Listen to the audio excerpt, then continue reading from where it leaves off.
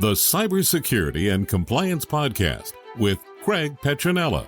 Learn about the most current IT security threats in ransomware, phishing, business email compromise, cybercrime tactics, cyber heist schemes, social engineering scams, as well as hints and tips from leading professionals to help you prevent hackers from penetrating your network and dropping ransomware or malware payloads. This podcast will arm you with the best info to defend your network against the latest cyber crimes. Don't forget to like and subscribe. And now, here's your host, Craig Petronella. All right, we should be live on our next podcast. We have a special guest today. Noël, please introduce yourself. Hi, I'm Noël Vestal, and I'm the compliance manager at PreVeil's. Welcome. We also have Erin and BJ. Yeah, and we're very happy to have you, Noël. Don't forget about me. Oh, and Blake's on there too. Quiet as a mouse. Yep, he's in the background. Yeah, so I guess today some of the big exciting news was a couple more 0 days occurring. And there's two more with Apple iOS and then one with Chrome, I believe it was, which we'll link that. But it's saying here too, though, that with Apple that they're on track to have more 0 days than ever before. Actually, I'm curious about that. I wonder, is it just because the hackers are getting smarter, or is it because things are getting rushed out of production? I think it's always a rush. We talked about this before. Push it out and then do security or backups later. Do damage control. I think it's maybe heightened awareness. Maybe Apple is investing more in cyber, and maybe they're having more reviews and they're finding things, and maybe they have also teams that are searching the dark web and looking for exploitation of their different iOS and Mac OS operating systems. So I think it's maybe a combination, because obviously with the heightened threat landscape, I think most good companies should be increasing their cybersecurity investments and their testing and checks and review of things. So I think it's a combination. I think it has to do with cost too. It's just so much easier for them to push an update out, let everybody complain, let everybody find the vulnerabilities and report them back. I think Craig used a very interesting term when he said heightened awareness, because I think heightened awareness is affecting a lot of things these days. And there's probably a lot going on with all types of companies with their software and technology. And it's just requiring a lot of agility and mobility to keep up with whatever is at the cutting edge right now. So yeah, the heightened awareness is a whole uncharted territory, isn't it? Every company should be under heightened awareness and alert to be looking after their systems, obviously following good cybersecurity hygiene, security risk assessments, pen testing, all that fun stuff. But I think now it's more important than ever before to do those things. And then actually, Noël, you work for PreVeil's.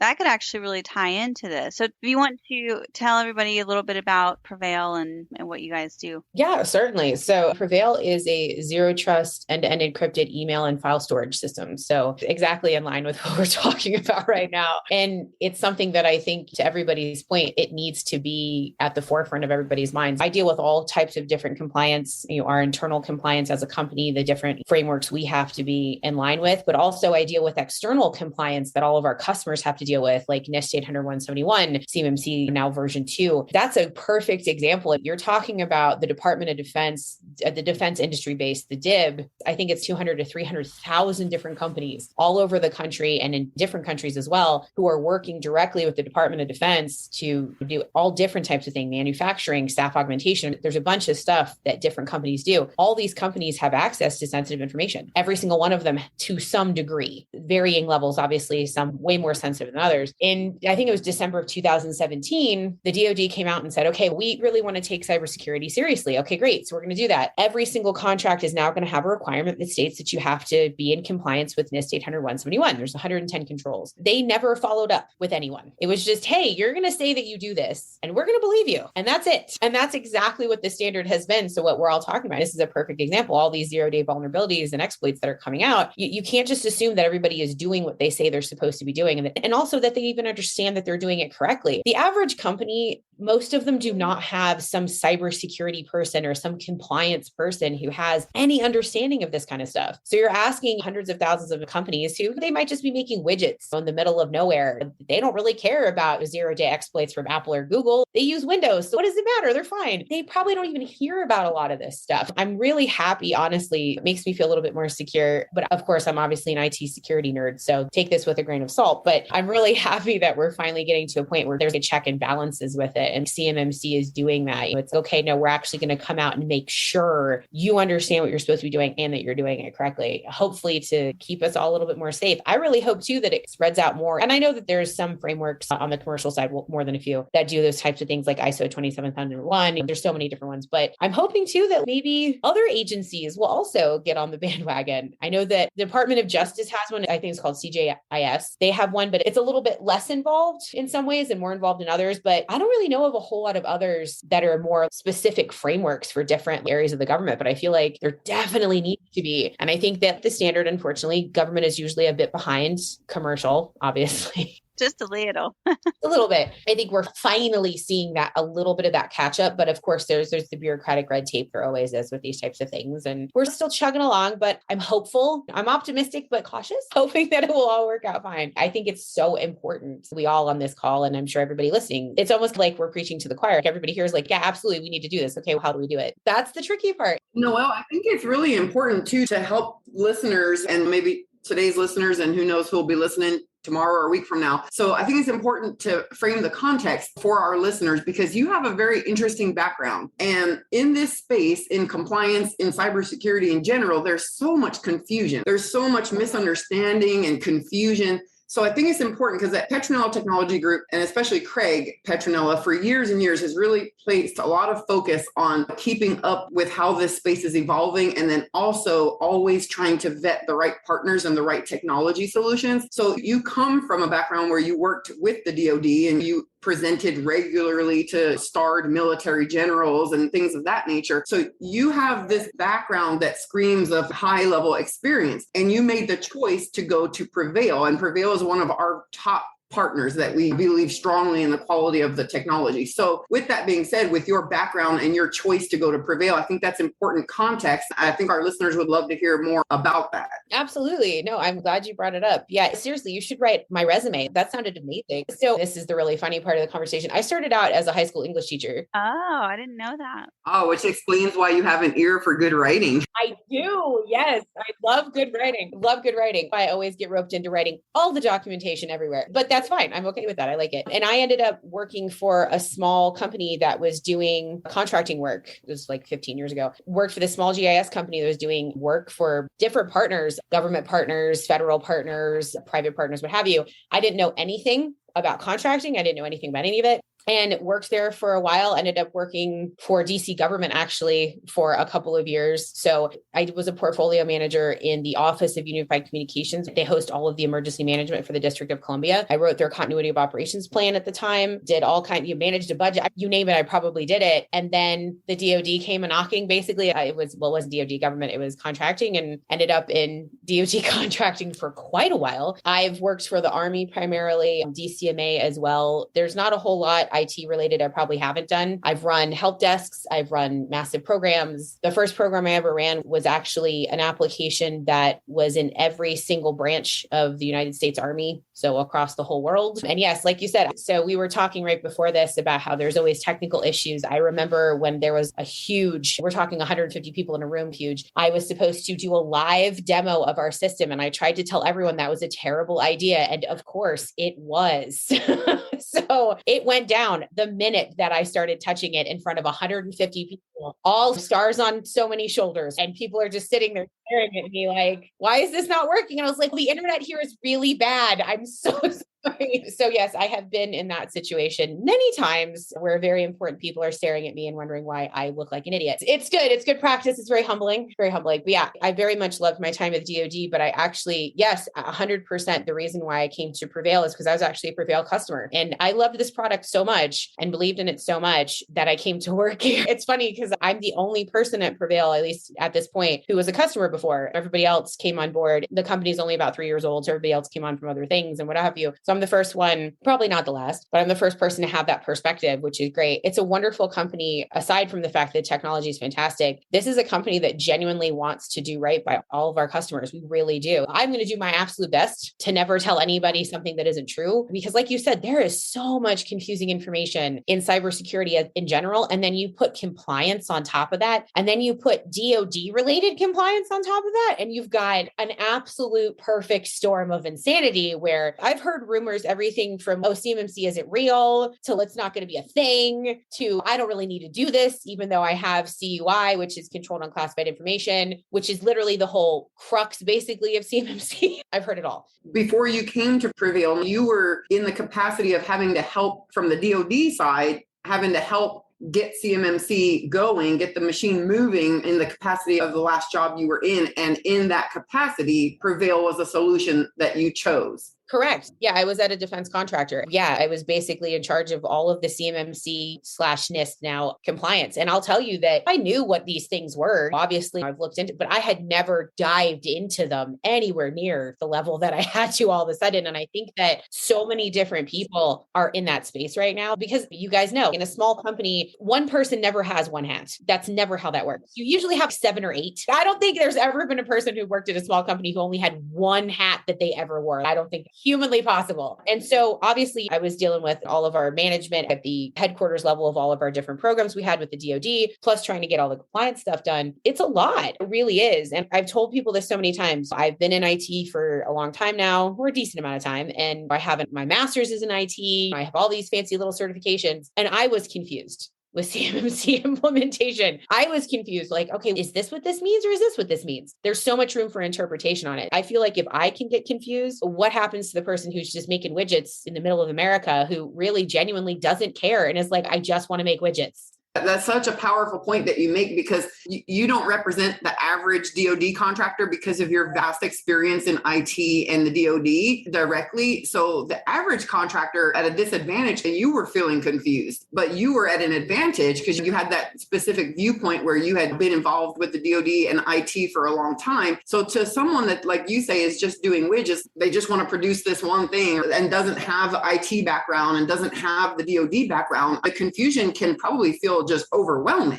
Oh, it's insane. So we actually have at PreVeil, and I believe this is on our website, it's preveil.com, and that's PREVEIL, just because it's not PreVeil, VAIL. But we have something that our marketing team has pushed out where it's 15-minute compliance calls with me for free to anybody who wants them. And so they've been really eye-opening to me. I ended up having a call with somebody, one of those 15-minute calls this week, a contracting company come out that said, oh yeah, we're going to help you with all this. We're going to get you compliant, no problem. They were a manufacturing shop. They came out, forced them to spend $100,000, he said, on all these different things to get them quote unquote compliant. They had to then go through and rip all of it out because it was all wrong. So the grand total ended up being over $200,000 that this company had to spend between paying for the consulting, paying for the actual equipment, and then paying for the consulting and equipment to get it all removed when they realized that it was all wrong. And this is not the first time I've heard this. This is like the 75th time I've heard this. When we went through the training, the CMMC training, because we're all registered practitioners on the call and we've got 3 others, but when we went through the training, there was so much misinformation and so much scams out there. They actually had to have a signed code of conduct around, you're not allowed to do guarantees or anything like that, but it's just such a big mess. I like what you said, Noel, about how you feel like CMMC should go and bleed into other areas. And I've said that for many years, ever since it was in beta. HIPAA was enacted in 1996. I think there would be huge benefits to rolling out a CMMC 2.0 program to medical practices. But I think what also needs to happen is a little bit more teeth in it from the DoD side on, look, this is what's happening. You need to do this. Here's the signed order. You have 3 years or 5, whatever they want to put on the board, but put something on the board. Yeah, that's such a good way of putting it. Put something on the board. The problem is that many things get put on the board and then they get shifted around, or other stuff gets put on top of what was on the board before. Isn't this kind of a matter of national security at this point with Russia and Ukraine and the world crisis happening? Don't you think that pretty much any business would benefit from the maturity model of CMMC 2.0? Exactly. You make such a valid point. There is a reason why NIST 800-171 exists. It's the National Institute of Standards of Technology. That is why we have it. Again, like I said, every one of these companies was supposed to be doing this for the past 5 years anyway. Yeah. Just back up for our listeners a little bit. So if you go to NIST, like Nancy, Indigo, Sam, Tom.gov, you can go and download the NIST 800-171 framework. It's a PDF. It's about 300 pages. Most of you, it's going to look like Chinese or Greek. But the point is that it's available to everyone. It's a framework that's been designed and it's effective. The problem is the confusion. People get deer in headlights. They're like, I don't even know where to start. There's overwhelm. We obviously can help them. And we love solutions like PreVeil. Not only we love it because we use it every day, right? So we like to use what we recommend because we vet and test things, like PJ was saying, and we found that it to be a very proven effective tool to increase our own security very rapidly. And we've set up bundles and exclusive discounts for our customers that go through us to use the PreVeil ecosystem, because I feel like it's not only a great product, but it's an accelerator. It really moves them from typically a negative system security plan score or SSP score or SPRS score rather. It moves them to a positive very fast, as long as they can get policies mapped over and things like that. But the point is, I feel like it's a catalyst. Thank you. And absolutely, that's what we're trying to be. What we're trying to do at PreVeil is make it accessible. There's 110 controls, and each one of those controls honestly can get more confusing than the last. And controls connect to other controls. And there's information on one control that's going to be found on another control. And then you have to write a system security plan. Okay, cool. But there's also significant procedure and policy behind that system security. It can feel like the most overwhelming thing in the world. And I genuinely understand that, because I know that's how I felt. I was like, oh man, how am I going to do this? And I worked for a small company, and this was less than 40 employees. It wasn't like we had a ton of endpoints floating around and what have you, but it's still, so I can imagine again, being in a situation where if you've got 5 to 10 employees and you're trying to find a solution that's cost effective, that's a huge one. Not only just the time it takes, but also a solution that's not going to break the bank, but still, like you said, get you to that compliance as quickly and easily as you can, and something that's not going to interrupt what you already have. And that's one of the things I loved about PreVeil. And that's why we went with PreVeil. That's why we were a PreVeil customer. It doesn't change what you're already doing. If you have Office 365, if you have 365 commercial and you want to keep commercial, great, no problem. You can do that. I think you can install PreVeil usually in less than like an hour. We say less than a day, but truly, I think it took me less than an hour to install it when I had it. And I was like, oh, that was easy. It's very easy and straightforward. And then you can scope everything down. I think what confuses a lot of people, though, is they, like you said before, Noel, a lot of, especially small businesses, they wear many hats, right? So everybody's wearing about a dozen hats, especially nowadays with COVID and short staff. We're all wearing more hats than ever before. But I think that the part that adds to the fuel of the fire, so to speak, around misinformation or confusion is a lot of these small businesses, they're not just using one application. So they might be using Microsoft, you mentioned Microsoft Office 365 commercial. It's a disqualifier. It's not US citizens. Microsoft says, look, you have to use a different product called GCC High, but that product's super expensive and usually cost prohibitive, which is why PreVeil's a great alternative. However, if you choose PreVeil for your data and your email, which is an awesome solution, that's what we chose, you still have to know how to deal with CUI. You can't go and send a coworker a CUI document in Teams, for example. Now you're going to have an issue. But companies don't know this stuff. They're like, oh, well, you told me that we could use commercial. Yeah, but you have to understand data flow and you have to understand proper handling of CUI. And I think that it adds to the confusion where a lot of people use QuickBooks for financial, for example. If they're doing sales orders and quotes and they've got DoD clients or DIB client or vendors, whatever. Now that could be FCI or CUI. And if it's not clearly marked, now you got a problem with that ecosystem. So now you got to map a system security plan to that. You're absolutely right. That is a perfect example. Scope it down as much as humanly possible. That is going to be the saving grace. That is one of the things we tell all of our customers. Make an enclave in PreVeil of all your CUI. Anything CUI related, you only communicate it through the CUI encrypted, end-to-end encrypted email. You only file share there. You only give access to the people who need access. One of the things I think is really great, there's a few different things, obviously, quite a few, but one of the things I really love about CMMC is it's forcing people to scope down. Because really, up until now, it was like, oh, everybody can look at CUI. Whatever, sure, why not? I'll just have this guy look at it and that person and whoever. So now everybody's scoping it down because it's easier, but it also is significantly safer. Unless you really need to see it for some reason. And technically, CUI is not on the need to know basis, but really, it should be. Treated that way, though. Absolutely, it should be.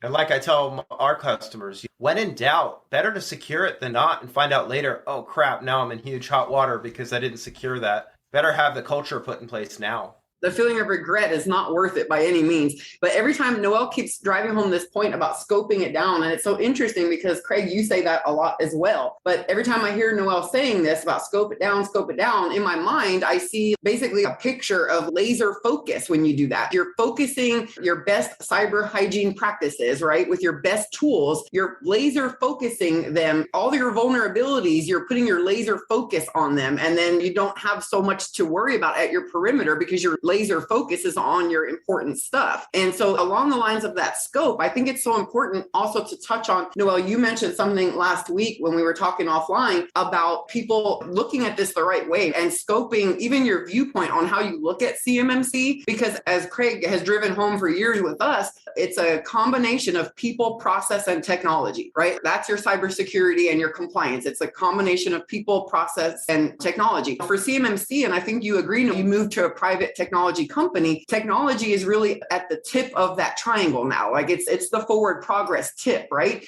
But people and process are still very much a part of this. And to get your people and process aligned with your strategic technology at the cutting edge, you have to scope and laser focus. You have to align everything so that you have something that is streamlined and prepared to be in that stream of forward progress. Absolutely. I feel like Craig and I are probably spirit animals. I cannot tell you how much I agree with that. The thing that I would say to our customers too all the time is there are three things that every auditor or assessor is going to look at. They're going to examine your documentation. That's the first thing. So if you have a policy that states, I'm going to have password complexity, it's going to have 12 characters minimum, it's going to have this many special characters, this many uppercase, lowercase, numbers, what have you. Okay, great. That's what they're going to examine. They're going to see in your system security plan, here's the procedure on how we enforce that. We've got 365, we use Azure and Intune, and we make sure that there are group policies and blah, blah, whatever. Okay. And then the next part, and this is the part that I think so many people forget, is the interviewing part. They're going to interview people who work at the company. And it's not just going to be IT people. They're probably going to interview your HR person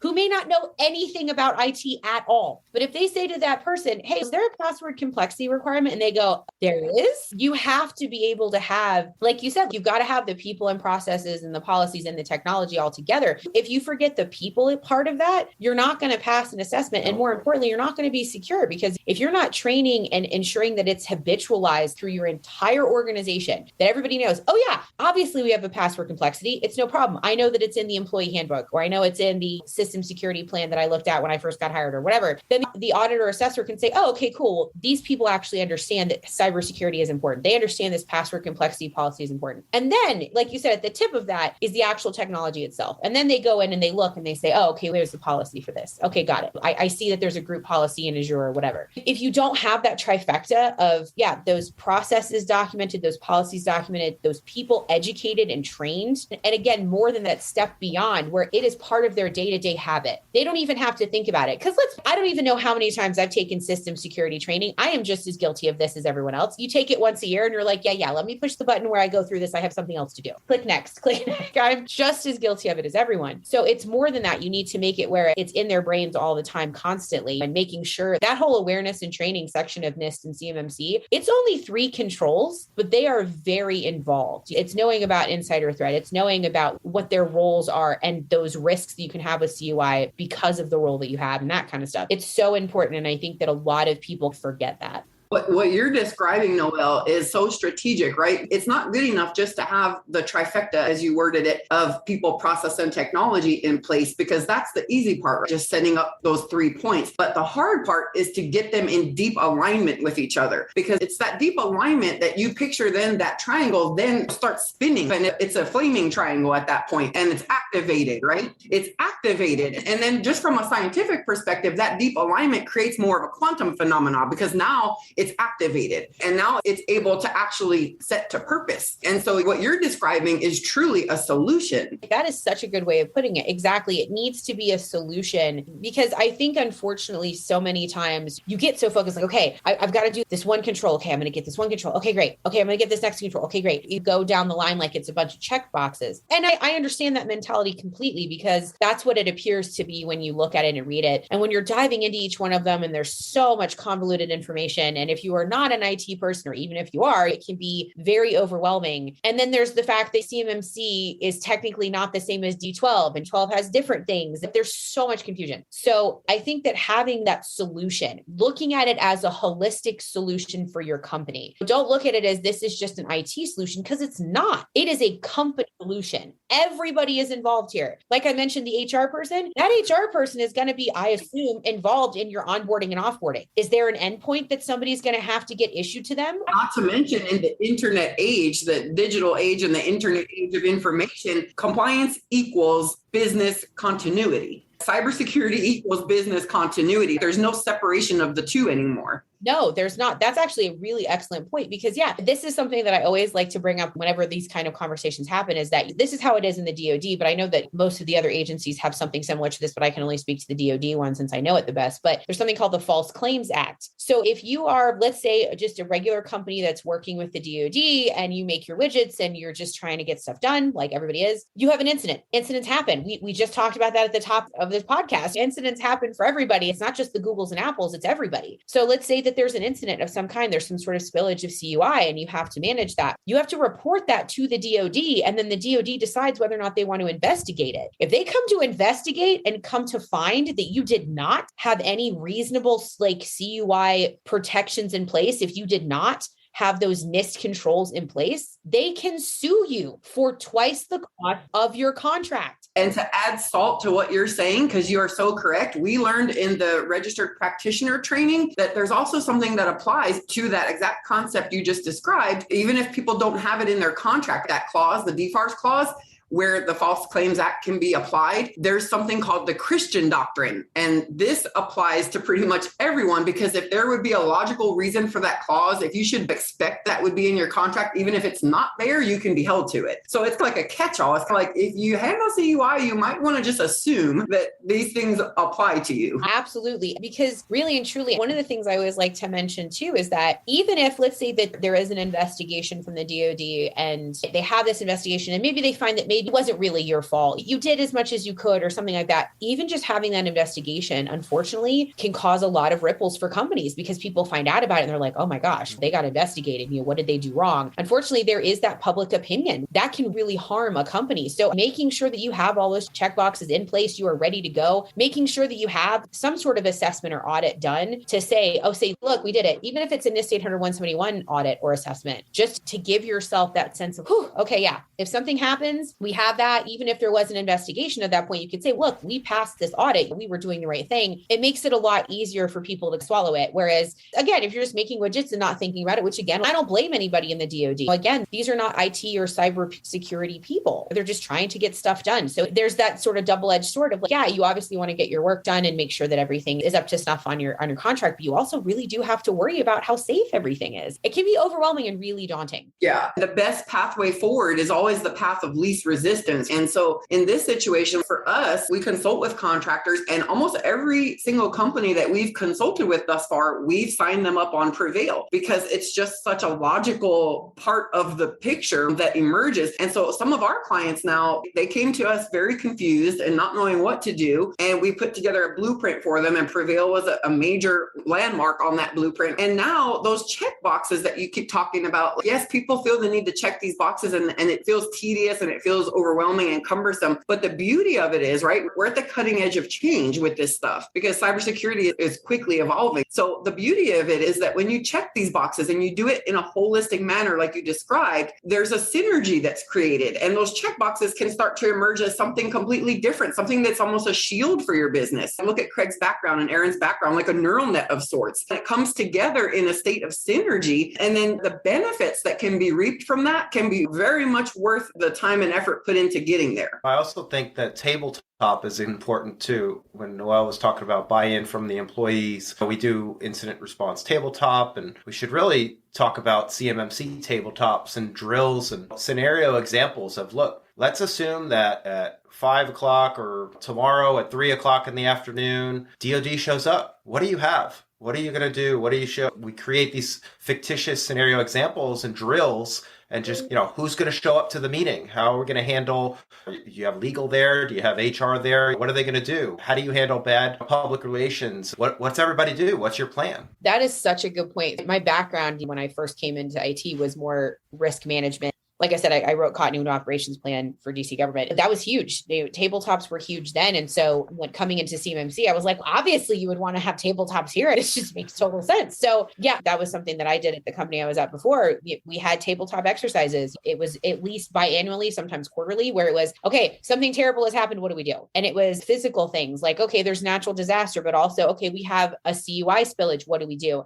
Okay, so now we have to report something to DivNet, which is the DoD where you have to report incidents. Okay, how do we do that? Who does that? Who's informed? Everything was documented. Okay, we had a phone and went through the phone tree. Hey, is everybody's numbers correct? Make sure that you understand this person gets called first, that person gets called next, etc. You want to also make sure too, this is something that I think, again, is overlooked, but it's very much part of this conversation. It gives your employees a sense of ownership.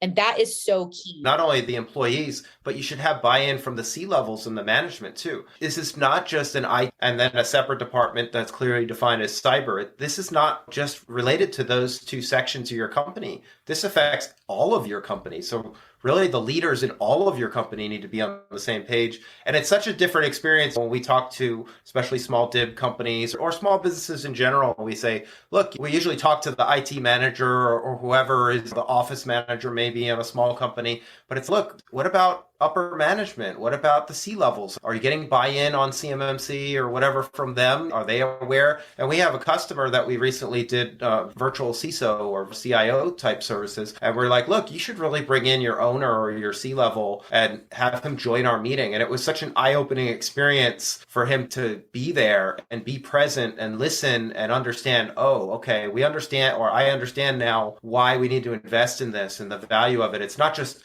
doing the right thing, but it's also to strengthen the company and help them have a stronger foundation moving forward, but also with the current threat landscape to make them more secure too. Absolutely. You really hit the nail on the head there, because truly, I know you guys have customers just like we do. And you've seen all those different types of setups in these small companies, especially where, yeah, I have seen multiple companies where it's just like you said, it's, oh, I'm the IT manager. Okay. Is your CEO, CIO, somebody involved? No, not really. They just told me to do this and now I'm just doing it. Wow. Okay. How is that working for you? Is it working? Now more so than ever, your point is so valid, Noel, because I think we're at the cusp of a major change, right? In our society, everything has become so reliant on the internet. That's not disputable at this point. And you can go on Twitter and quickly see that AI-driven tools are trending. Businesses are really starting to adopt artificial intelligence at a very exponential rate now, right? This is a point of major change. And here the underlying foundation must be cybersecurity, because futuristic tools that are going to just completely change how we do business and how we operate as a society, the backbone is cybersecurity. So to neglect that is foolhardy to the utmost degree. But also not to assume that your IT guy or IT company is doing cyber either, because they're different roles. And a lot of upper management and owners, they don't understand. They have Brian or Bob or Joe, their IT guy for the past few years, or they have a managed service provider that's been doing their IT for 10 years or whatever. And that's great. But those folks can't also do your cyber and compliance. Seriously, 100%. I'm going to take that and put it on a beautiful little banner and just have it under my name. CMMC requires a separation. Well, not only CMMC though, but cybersecurity insurance as well requires that. Yeah, I think you're so right that there are so many people, BJ, when you're talking about the fact that we're changing so rapidly. And I think that's a wonderful thing, but it's also a problem because we do have, you're talking about, Craig, those C-level individuals, CEOs who have been CEOs for 25 years or 30 years of their small company. They've done it the same way this whole time and everything's been cool. So why do I need to change? I don't need to think about anything else. I have my MSP. I pay my little fee every month. They handle all the stuff. I don't have to worry about it. Great. Done. Moving on to the next, which I totally understand because you're busy. Oh my gosh, CEOs are extremely busy. But it is at that point of having that education of, yes, that is great that you have somebody managing your services. That is fantastic. That is a wonderful thing. However, that person at that MSP does not necessarily have any understanding of cybersecurity. They might, but they probably don't. And they may not have any understanding understanding of compliance. So unless you get an MSP who has that compliance experience and that cyber experience, you're not going to get the full holistic approach that we're talking about. You're going to get parts of it. Your endpoints will be managed. Great. You're going to have your virus protection. Awesome. But are you going to have any understanding of threat management? Are you going to have any understanding of incident response? Are you going to be able to train your employees? No. That right there, what you just said, it's recorded, but that segment should be played for every board meeting because that's such a major thing that needs to be understood, that there is a difference between IT and cyber. And a good way for them to understand it, I look at it from this viewpoint. Picture IT as like the 3D world, right? It's the framework. You actually plug everything in and it's all physical. Then picture cybersecurity on top of that as a quantum viewpoint, because you're looking at all the space, all the holes, all the vulnerabilities. And there is infinity there. So it must blend together. Exactly. You're trying to fill those holes wherever you can. The thing that is really hard sometimes for our customers to understand who are new to this and new to cyber, new to CMMC, new compliance, what have you. I had conversations today about this where it was like, oh, I don't even know what NIST is. I don't even know what this means. And there are a lot of people who are coming at it from that point. And a lot of people, I think now too, since we're about a year out from official rulemaking on CMMC, so people are starting to go, oh, I only have a year to do this now. Oh gosh. Okay. So I should probably get on it now. And I'm so glad that people are finally taking notice of it enough to say, okay, I need to start doing this, because this is not something that is going to take you 2 weeks and you're done. It's going to be involved. Again, if we're talking about this holistic approach and you're trying to mitigate what BJ just pointed out is so apt, infinite number of possible horrible things that could happen. Not only that, though, you have to choose a certified registered practitioner to work with, because you don't want to fall into a pitfall and lose $100,000 or $200,000 to a managed service provider that says, oh yeah, we could do that too, and they're not properly qualified. Absolutely. That is such a good point too. There are so many snake oil salesmen, if you will. One of our other customers was like, yeah, I spent $50,000 because these people told me that they could just give me compliance. Just that was it. Done. Here you go. And I'm like, that's impossible. No one can promise you full compliance. You can't outsource the responsibility. Yeah. And that's a matter of education, right? People need to understand what the roadmap looks like, because ignorance is not bliss. Ignorance is just ignorance. It's bliss. The bliss part was a lie. And it's costly. It can be extremely expensive to be that ignorant, like we were just talking about with false claims. This can be company destroying, unfortunately. If you've got a $5 million contract and you're only got 5 employees and you get sued for twice the total value of that contract, you're out of business. This is not just, oh, this sounds really great, so I'm just going to go ahead and do it. It's so sad that we have, unfortunately, these people out there in the community who are trying to sell, hey, here's your easy solution, you're done now.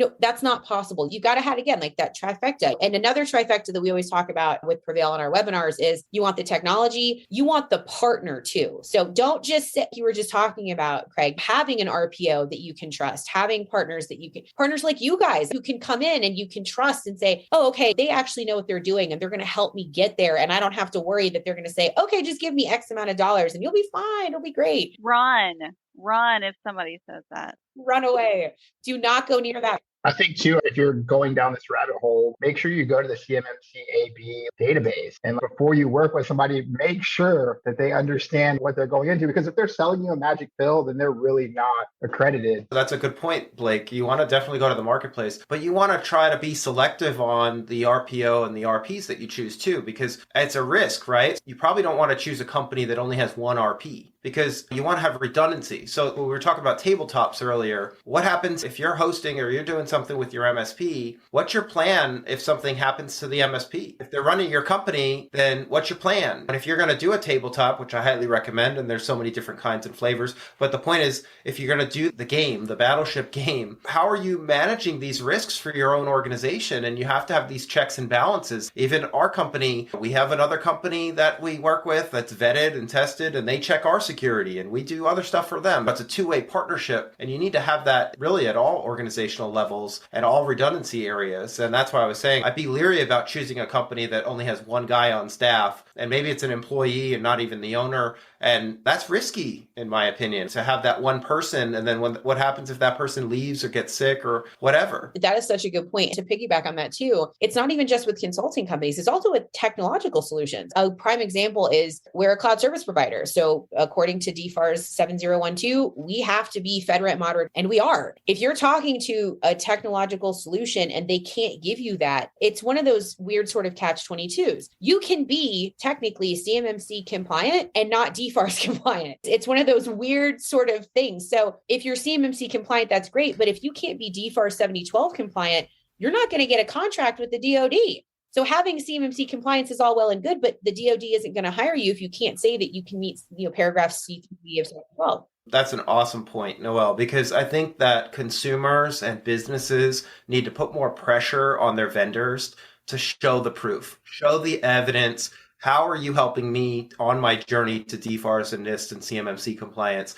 Show me the FedRAMP paperwork, show me the attestation letter, show me the proof. And I think all these vendors, especially the big names, the big three, they call it, I think they all could do better. I think they all could do better to help the little guys and make this easier. I think PreVeil's done a wonderful job in their space, but QuickBooks, call your QuickBooks rep and say, are you going to be CMMC 2.0 maturity level 2 compliant? And your rep most likely would be like, what is that? I don't even know what you're talking about. Yeah.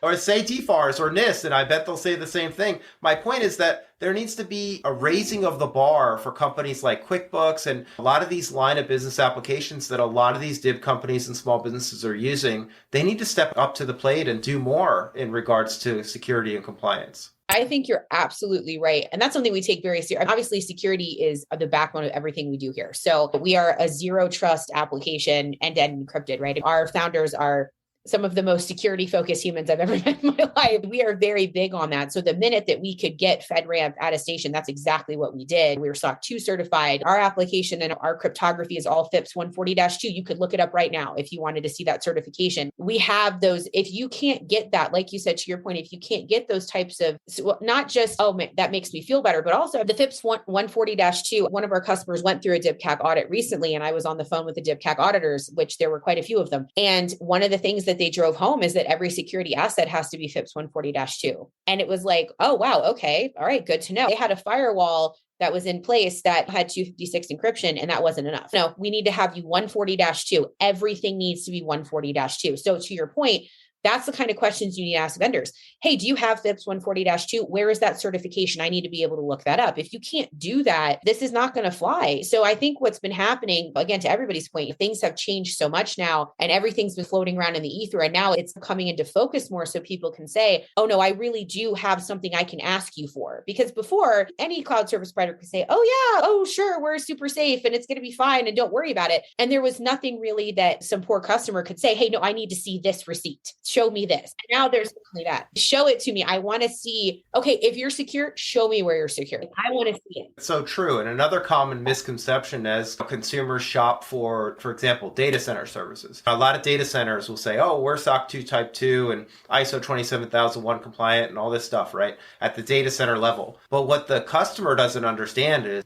the data center got all those great certs and they paid all that money to do that. And their physical security is probably awesome. They might have a hand scanner or a retinal scanner, whatever. But what happens about when you have public routable IP addresses? Now you're responsible for all the equipment in the rack. Again, there's so many different loopholes and sort of ways around it. That is a perfect example of one. So yeah, it really is one of those situations where, again, I've been on the other side and been that customer, and I had to do that due diligence. You really have to commit to doing the due diligence. You really do. Find those reputable companies, work with people like Petronella, work with people. I know that on our side, we have bunches of partners like you guys who are the trusted. We know that these are vetted companies that are going to be able to help you. You want to find a partner that's going to be able to help you. It's vice versa with both of us. You guys can say, oh, we have a great technological partner that you can trust. We can say, oh, we have a great partner you can trust for all of your consulting. No problem. You want to find one that you can really start from. And if they don't have that partner network, that's a concern too, because if they don't have a partner network, that means there are partners that were like, oh, we don't want to partner with you. We're not feeling comfortable about that. So if there isn't a network, that's another red flag to look for. If you can't ask a question and say, hey, I'm looking for an MSP that I'd like to use. Oh, well, yeah, no problem. We've got a list of MSPs that we use in your area. They're great. Here you go. If it's, oh, we don't really have any. Why do they not have any? There's a possibility that maybe it's because those MSPs that are reputable